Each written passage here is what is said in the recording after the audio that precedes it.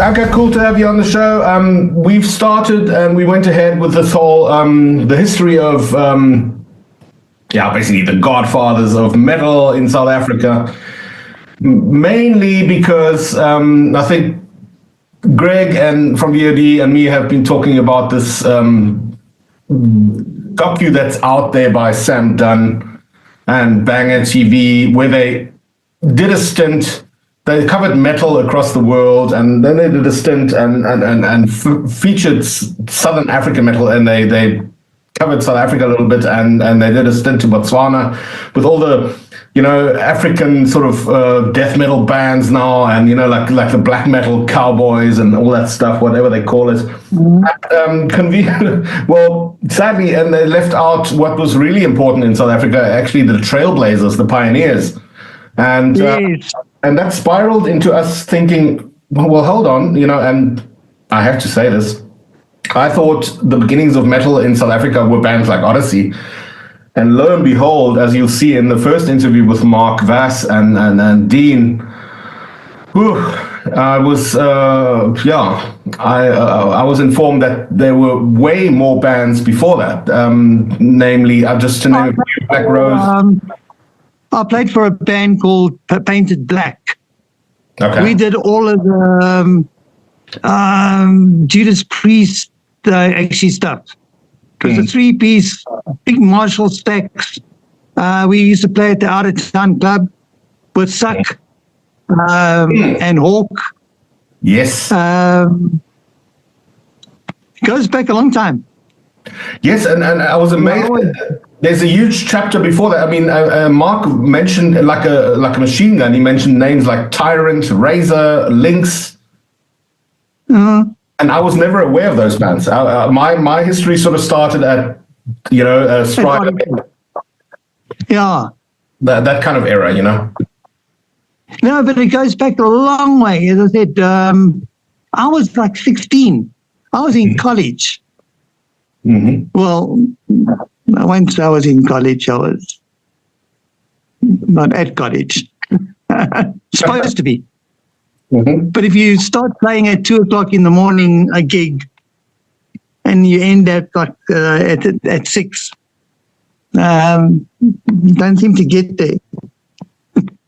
Yes, I can imagine. Yeah. So now, obviously, we've talked a lot in that first round about, those first bands that provided the inertia and started heavier music, and you obviously saw a market for this kind of music and decided to promote this music under your own label. Can you tell us a little bit more about that?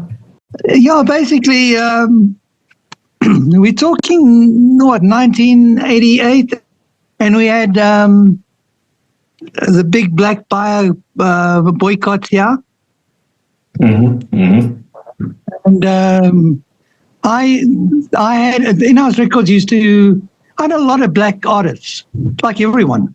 Yeah. From all over, the Scunny stuff, all the way through to Limpopo. And and then I also saw this happening. These boycotts were coming up, and that, and I decided to bail out of the black market as well, and that's why I went into the to the metal market. Mm-hmm. Mm-hmm. The white market. The black guys were not buying. Okay. Sell your stuff, but nobody bought. Due to lack of finances, or what was it? No, political. Mm. Mm. It was a big black boycott.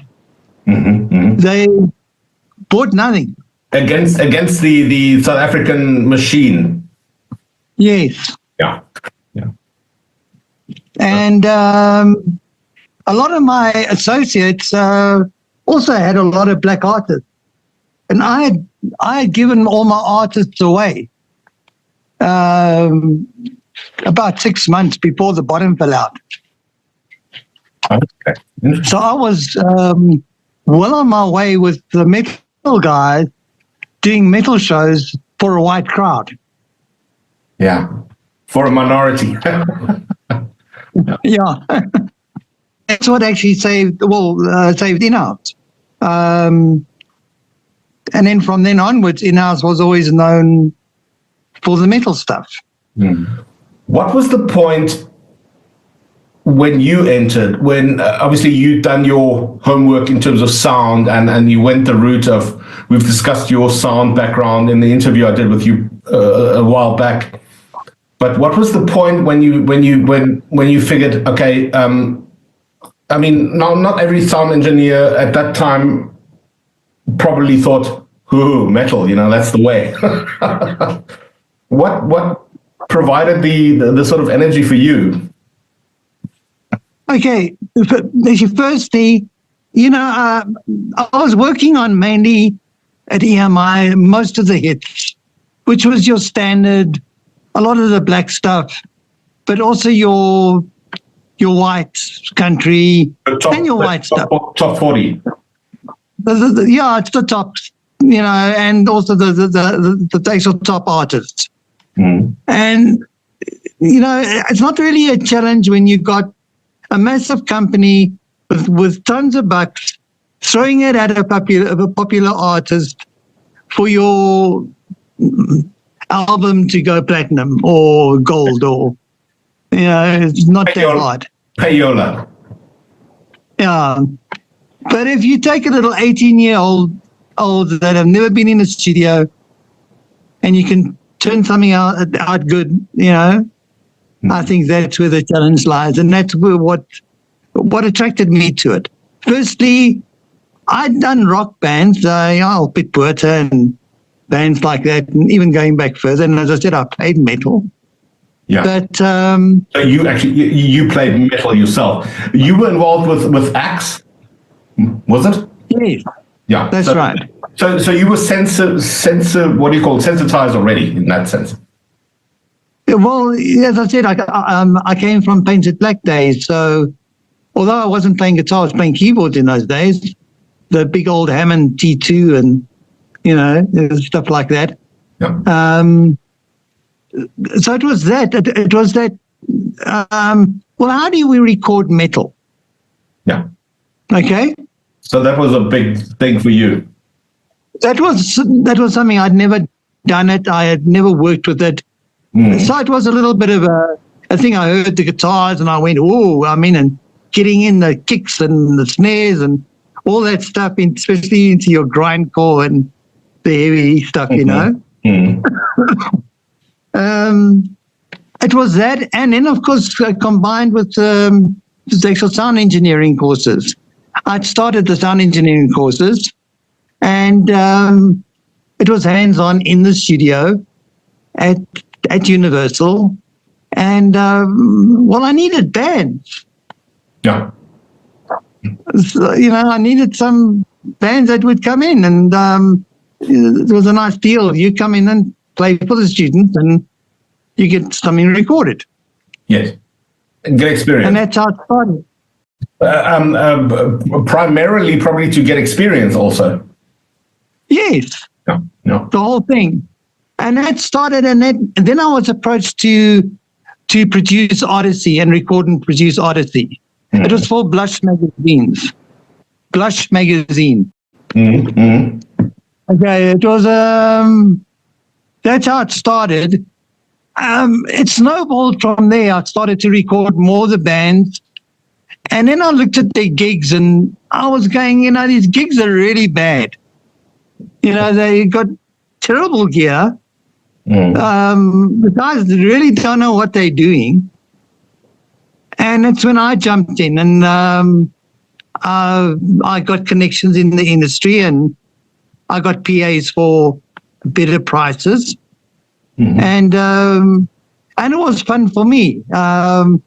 It was different from sitting in the studio. Yeah. It was getting out there and actually getting your hands dirty, really. Every live gig was a problem, it had something, So obviously you were monitoring the live scene. You were out there at the clubs, checking these bands out, checking that their sound isn't right, and that sort of that triggered something, huh? Yes. And that triggered me into that whole little, getting into the metal. Yeah. I'm actually a keyboardist. I write more trance and that type of stuff. Mm. To play an axe, I actually learned to play metal guitar. I could play guitar, but I couldn't do those. I couldn't play metal. So I bought myself a guitar, a little marslet that clips on your belt, and I used to walk around my offices with a guitar on and playing the whole day, just to learn. Yeah, yeah. But this leads me to another interesting topic. Now, I've also, I've had the honor of working with you in the studio, albeit as a member of VOD and not really being, I suppose, hands-on in terms of organizing the recording and la la la la. So I was just like for lack of a better term, a passive member, just playing his parts. But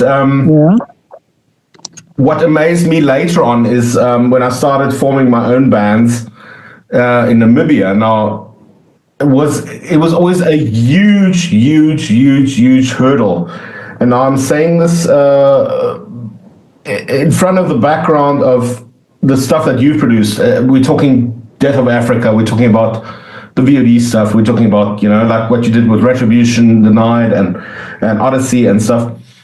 Now we also went to our local, what used to be SVR-UK. You had the SABC, we had the SVR-UK, and they had the big studio with the Studers and the big Neve console and all that shit. And we went to, definitely a qualified sound engineer, but no, I don't want to badmouth anybody. I'm not badmouthing anybody. But this guy was used to recording fusion stuff, and more like jazz stuff, and he didn't know what to do with us. I mean, in retrospect, I can hardly listen to our old albums. And how do you explain? I guess this is the question that I want to ask you. Is I listened to the Odyssey album today. And I think you had an immediate understanding, but this is probably due to your background because you played heavier music yourself. But you had an understanding what guitars should sound like. I mean, I remember having huge debates with the engineer. No bad blood or anything. I mean, it's just the guy didn't understand that this overdriven guitar sound can actually sound, or what it should sound like. And we never got a satisfactory result within Namibia. So, but it's amazing that you got that. I mean, and I think the pinnacle is probably the Death of Africa. And but would you say you had a better understanding of what those bands actually want? Did you sort of listen to? Sorry, my question is endless. But did you sort of listen to releases by Judas Priest or Death or Obituary to understand what these guys want? No, I listened to the band. Okay, that might seem a little bit confusing, but that is what it is. You listen to the band. The band has got it all there. Yeah. Exactly the way they want it. Sure, I had listened to other metal. But I never focused on anything like I'm going to record this band, so I'm going to listen to this kind of music. Yeah. Or this particular metal. No, I didn't. So it wasn't like a Martin Birch does all the pre-stuff, or Tom Allen does all the pre-stuff, like that. So you basically just, did you have those bands in the studio and just get a feel for it, or did you rely on demos? So you have to, as I said, I was working with the sound engineering students. So I had spent hours there with them, miking them up, trying different miking techniques, listening to the drums, trying this. It was fun. So it gave me an advantage to be able to actually do that. I wasn't just thrown in the studio with a metal band and said, okay, now record them. So I had a bit of an unfair advantage there. Yeah, I suppose so. Okay. But it also got me into the crowd and the vibe, and I remember everyone the metalheads, oh, they nasty people, and you go, they just big teddy bears, man, and they are. Yeah. So this is way before I even joined Beauty. I mean, we used to get South African demos, and the only reason we got hold of them was because Walvis Bay in Namibia was still South African territory. Now you had all the South African Turpies based in Walvis Bay, and they would have demos. And now, don't ask me who, but somebody had a tap there and got demos. So suddenly, towards the end of my school career, these demo tapes start popping up, like Strider, Odyssey, and I'm like, wow, this is in South Africa. I couldn't believe it. And listening to, especially what made a big impact on me was the Odyssey album, and I was just thinking, whoa. And now this sound is it's like almost on par with what you hear internationally. Okay, not 100%. Obviously, like a Priest album sounds, whoa, like. I mean, they had, but they had a different. I mean, those guys used to record in the Bahamas, fucking whatever. Yeah.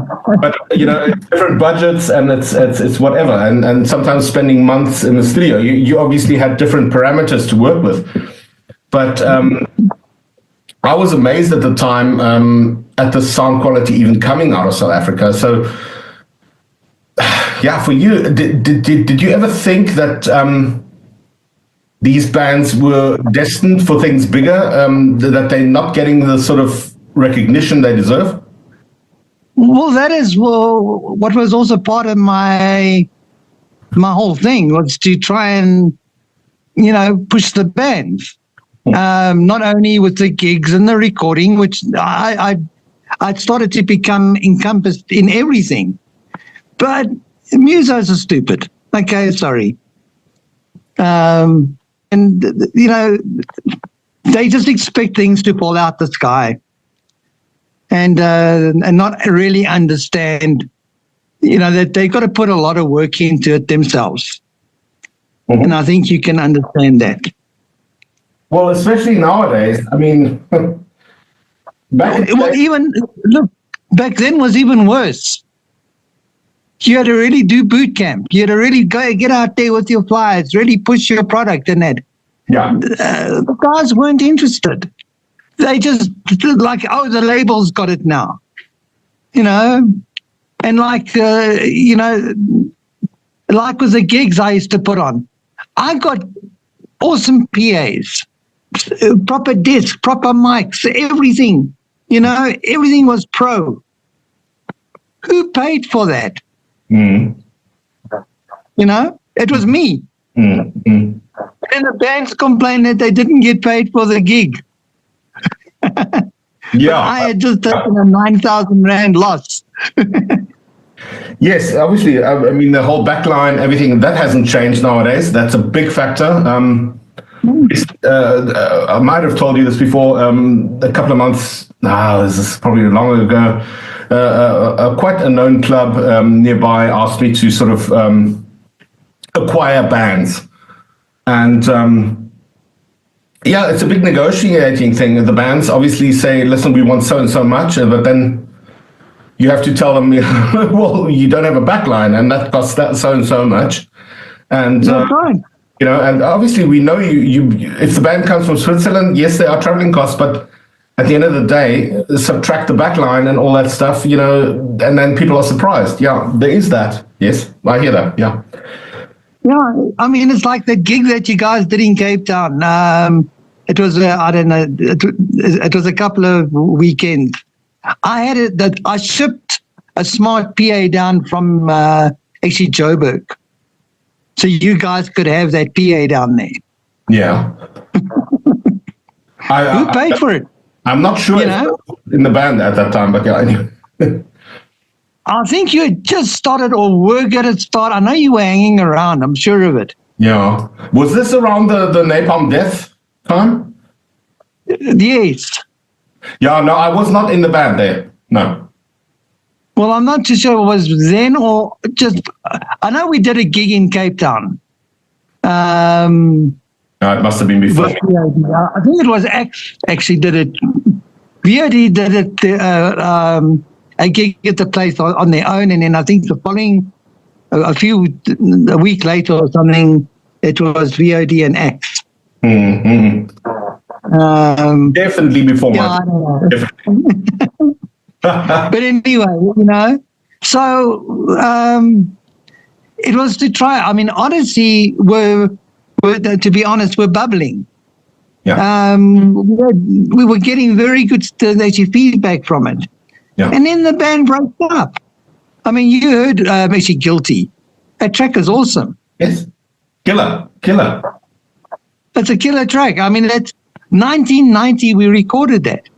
It's amazing. I tell you, not that track, but the when I play people that what's online, the album, they rub their hands. Old school metal heads rub their hands. They go, whoa. How did we miss this? I said, like, yeah, well, because it was sort of hidden in South Africa, it's...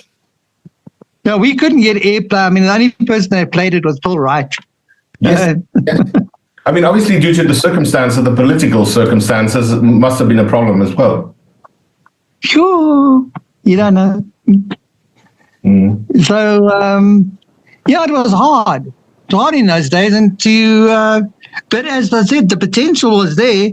What I was listening to coming from other countries, I was saying that our talent is Yes. we've got the guys Yeah. But unfortunately, as I said, bands didn't last too long.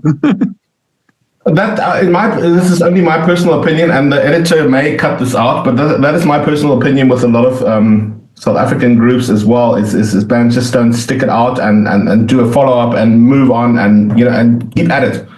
I mean, there are probably exceptions. Yeah, there are probably exceptions, but overall, in my humble opinion, there are very few bands that actually stuck it out. I think the strongest band, in my opinion, that have really kept going is Groinchurn, and I know they've worked with JP, rest in peace, but they've really gone out and toured like crazy and recorded again and toured and stuff, and that's the modus operandi you need to take if you want to do this. Especially nowadays. Nowadays, you don't earn shit with CDs. You don't earn anything. You have to play. You have to sell merch. That's right. On the other side, for us in Namibia, as far as you touched on gigs, we were so, this is the irony, is we were so well prepared. Our gigs, our posters were up way in advance. Our flyers were out. And the irony is we always played in front of at least 300 people rocking their head. But then you speak to people and you go, well, buy a CD. And I don't listen to this at home. I just like your energy. It's like really the people are more mainstream, but Namibia is a bad market for it anyway. It's just, there's probably like 10 really devoted metalheads there that I know of. Make it 20. But you can't, you need to break out. Otherwise, but our gigs were always, the sound was good, everything was organized, but we were way too organized for the scene. Yeah. Just as a matter of interest, did you play at the warehouse? Yeah. In Windhoek? Lots, many times. Yeah, I taught there. I taught for NBC. Did you deal with Ernst Hammer? Yeah. Yeah, he's the guy we always dealt with. He brought me down. Yeah. He actually contacted me, and he arranged. I did 2 weeks in Namibia teaching sound engineering during the day and the evenings, and then also taught for NBC. Oh, that's amazing! Wow. Oh yeah, but then who did you deal with at the NBC? Was it Burton? Was it who did you deal with at the NBC? Was it Burton Reed? I did everything to Eric? What's his name? Burton Reed. No, the guy that owned the warehouse. Oh, Ernst Hammer. Okay. Yeah. Yeah. German guy. I did everything through him. Okay. He arranged everything. No, because Burton Reed. I just arrived. Because Burton Reed was the guy at the NBC sitting behind the Studers and and the Neve, but he tried. I will not badmouth him, but he tried his best to understand our sound, and it was just amazing.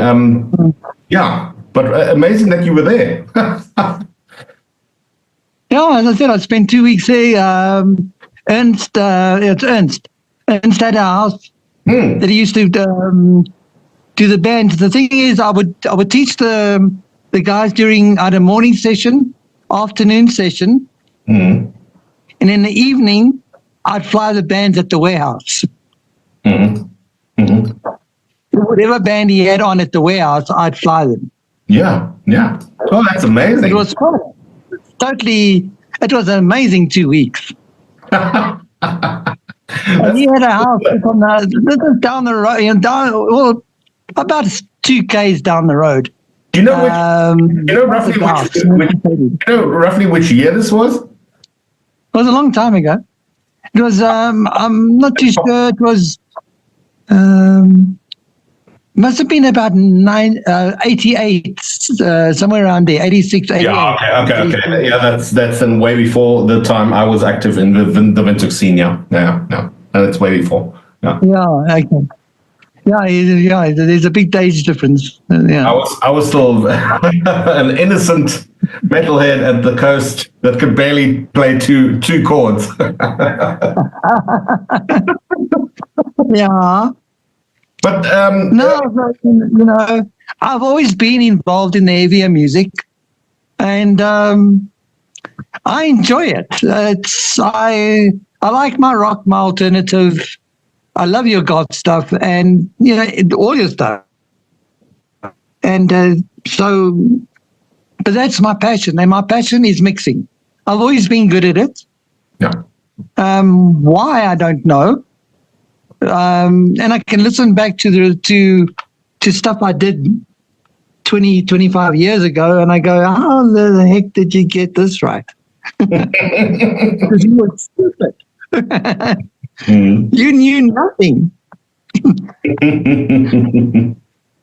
But there it is. It's like, okay. So, but my passion is mixing. The mixing will always be a passion. No. Not so much the recording, but mixing definitely. Yeah. So recording means the whole engineering part of it, like setting up and all that stuff. I mean, that has changed so dramatically. That's another topic in itself. It's just gotten crazy. Well, that's right. I like doing my drums, my bass, my guitars and keys. If the initial backtrack, that I like doing. Especially drums if it's live drums, because there's a miking technique for them. Every drummer plays different, depending on their sticks. If they're nylon tip or they're not, how heavy are they? How's he hitting those drums? How hard does he hit that beater? I'm going to use a cork beater or a wooden beater or a plastic beater or a felt beater. Yeah. How much am I dampening the villain by? Yeah. That's why it worked.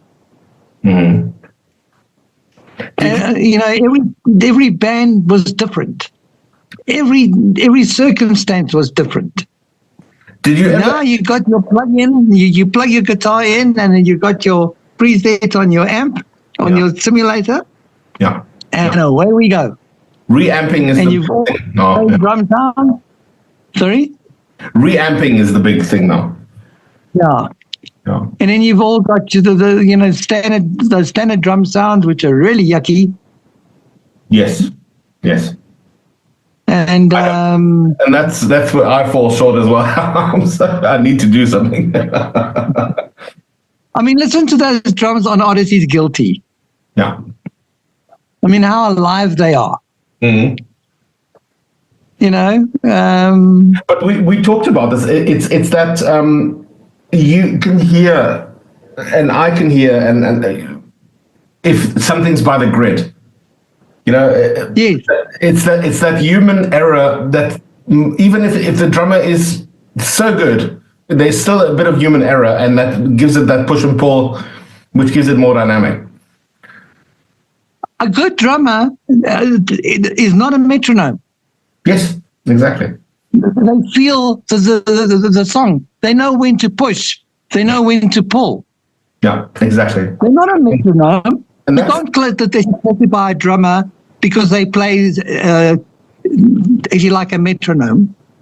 That's useless. You may as well just use a metronome. Exactly, and then it sounds mechanical. But then that video, I think I've sent it to you, is by Caller Keller Studio. It's a guy. Yeah. He does recordings, and he watched it. he used the example of Triptychon, the guy from Celtic Frost, and the way they actually now adapted to the recording and processes, and they've actually said we are practicing our songs where we have those speed ups, slow downs to give it, you know, like so it's not to the grid, you know. Yeah. So it's almost reverse engineering it. Yeah. Yeah. But that is what it is. Yeah. No. That's interesting. And But yeah.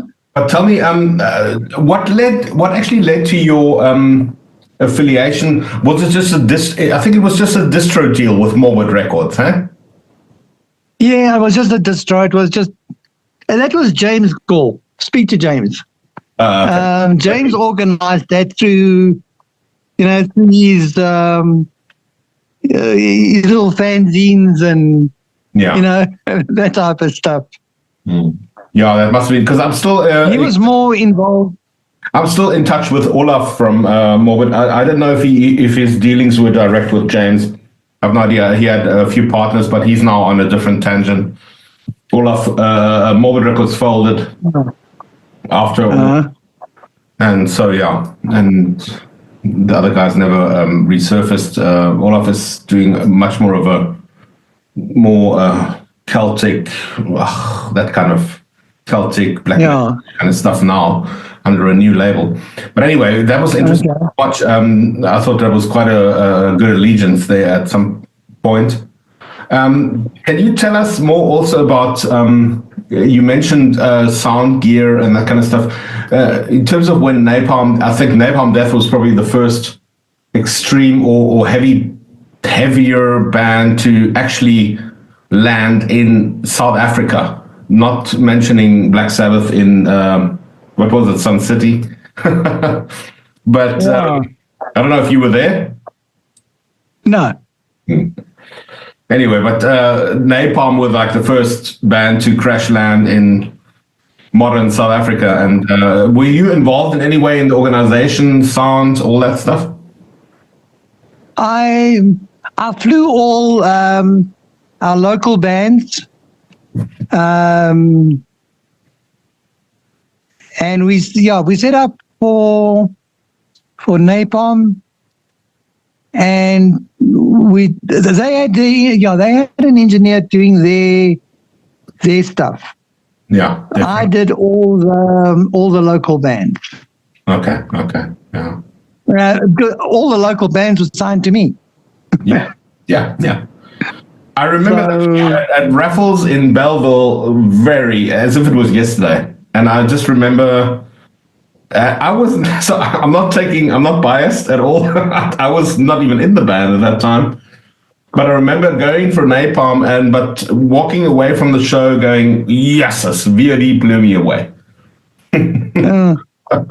They did.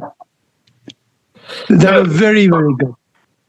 They were really awesome. I mean, Napalm was just like an ICE train running through a station. It's just ugh. It was just overdriven. Yeah. You know, that's why I put so much effort behind VOD. It's VOD had amazing potential. But I think the band again was just a bit too eager to get ahead and not stick it out. You know, work through it.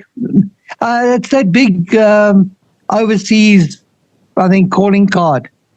Wow, will we good? Yeah, South Africa. We'll go overseas. We'll definitely be good. And then you hit the brick wall of a 1,000 bands better than you.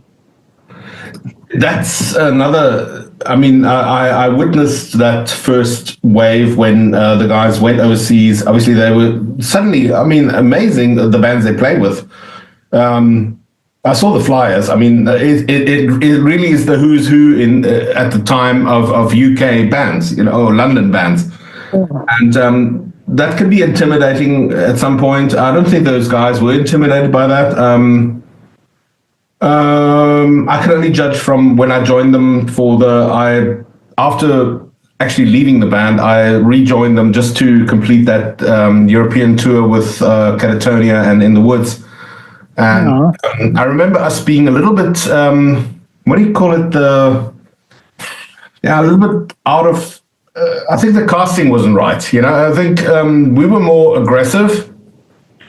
The main two bands were more gothic flavored, slight black metalish touch, everything. You know, that Paradise Lost-ish sound was in at the time. And I always felt we were sitting between the chairs a little bit.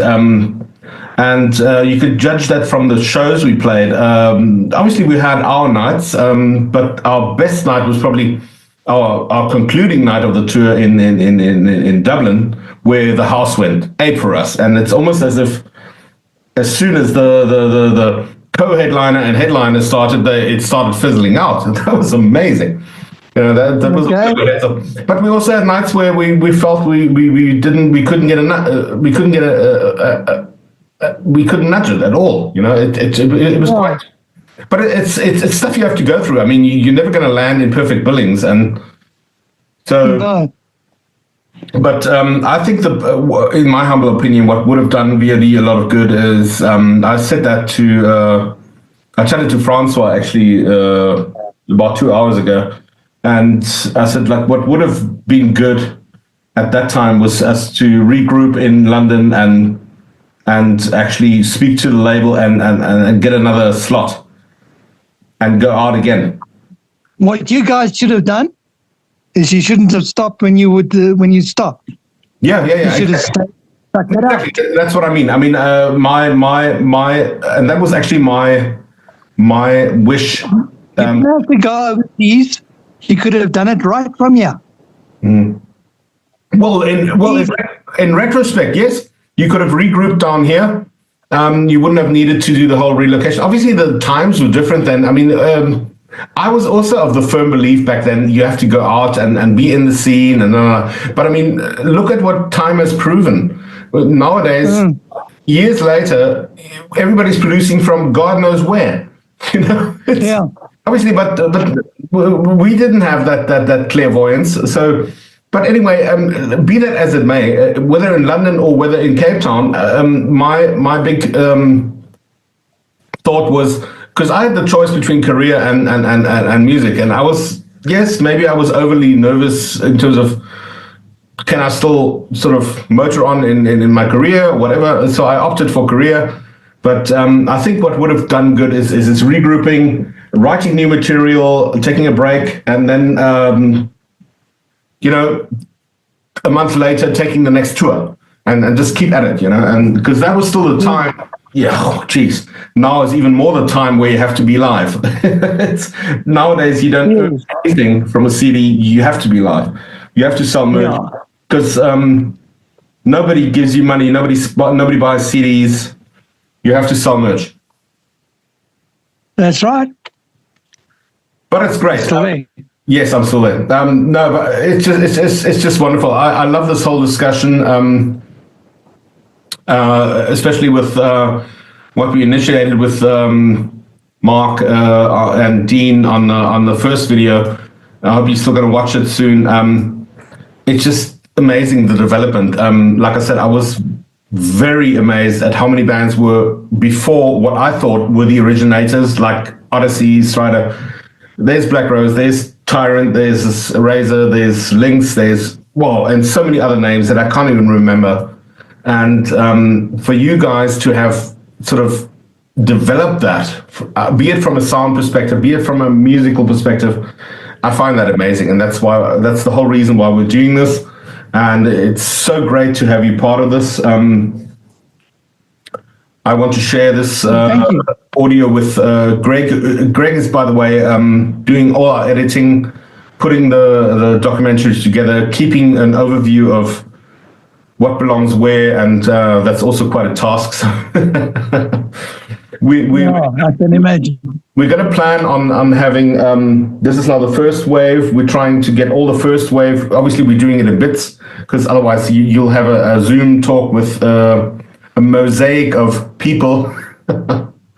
So we're going to try and next coming Saturday we'll have maybe the last, maybe not, maybe the last of the first wave, Links, those kind of bands, Stretch, have those in, and then later on we'll motor on towards the phase 2. I've spoken to Francois, I've mentioned to Paul that I'll reach out to him. And hopefully we'll get even Cape Town bands like Raven Wolf, Slayer. Oh, gee, I was amazed when Greg sent me the list, or somebody sent the list around. I was like, wow, I didn't even know about them in Cape Town. So many names. And some of these bands were just a blip. And I don't mean that disrespectively at all. It's just, wow, you know, bang, there was that, there was this, there was that. There was even a full-blown, like, Cannibal Corpse style death metal band like Necrosis in Cape Town that just did it. I witnessed Greg. I was like just around, and Greg did the recording on. I think it was a Mackie. And amazing, you know. It's just we'll have a talk to the drummer of that band. Yeah, it's just so cool. And what I really wanted for, that's why we're doing this today, Anke, is to get your 5 cents in on it, you know, and for being right there at the front when it came to sound, which I still think is amazing for someone to, at that time in the early 80s, to sort of identify with these bands and give them a sound. I mean, even if you listen to these demos, I mean, that Guilty by Odyssey, or even the Strider stuff, I don't know if you did the Strider stuff, it's I mean, you listen to it and you think, wow, for someone to understand the music, and especially for me. Yeah, but a lot of people don't. Especially distorted guitars. They don't know what to do with it. One of especially on my sound course, in teaching the guys to actually work with distorted guitars, you know how it shapes them for vocals and for pads and stuff like that. It's amazing. You get those guitars right, you can fix anything. Yeah, exactly. The guys just didn't understand what a distorted guitar is.